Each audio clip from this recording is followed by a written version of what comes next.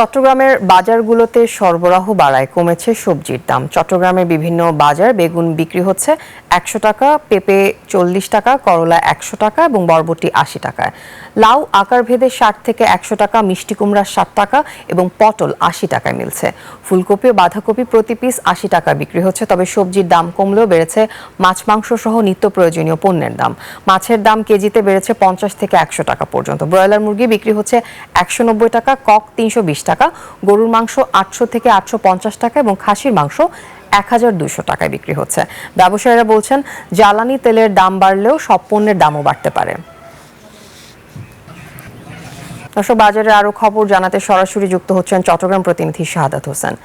শাহাদাত, আজকের বাজার দর নিয়ে আপনার কাছে কি তথ্য আছে আমাদেরকে জানান।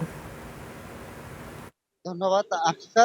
আমি এই মুহূর্তে আছি চট্টগ্রামের কাজীদেউরি বাজারে।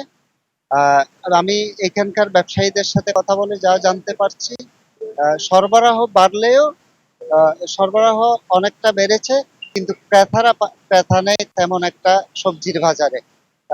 এই আপনাকে যদি আমি একটু বাজারের দৃশ্যটা যদি দেখাই, তাহলে আপনি দেখবেন অর্থাৎ এই সবজির সবজির দাম গত ২ সপ্তাহের তুলনায় অনেকটা কমেছে। কিন্তু মাছ মাছ মাংসের দাম, ডিম অপরিবর্তিত রয়েছে, আগের তুলনায় রয়েছে। গত সপ্তাহের তুলনায় বেগুন, ধুন্দুল, পেঁপে, করলা, বরবটি, লাউ, মিষ্টি কুমড়া, পটল, বেশিরভাগ সবজির দাম কিন্তু আপনার ১৫০ থেকে ৩০ টাকা পর্যন্ত কমেছে। বর্তমানে বাজারে বেগুন বিক্রি হচ্ছে ১০০ টাকা, ধুন্দুল বিক্রি হচ্ছে ৮০ টাকায়, পেঁপে বিক্রি হচ্ছে ৪০ টাকায়, কাঁকরোল বিক্রি হচ্ছে ২০০ টাকায়, বরবটি বিক্রি হচ্ছে ৮০ টাকায়, লাউ আকার ভেদে ৬০ থেকে ১০০ টাকার মধ্যে বিক্রি হচ্ছে। ফুলকপি ও বাঁধাকপি কিন্তু প্রতি পিস হিসেবে কিন্তু বিক্রি হচ্ছে, যার মূল্য নির্ধারণ করা হয়েছে ৮০ টাকা। পেঁয়াজ, রসুন, ডিমের বাজারেও বাড়তি রয়েছে।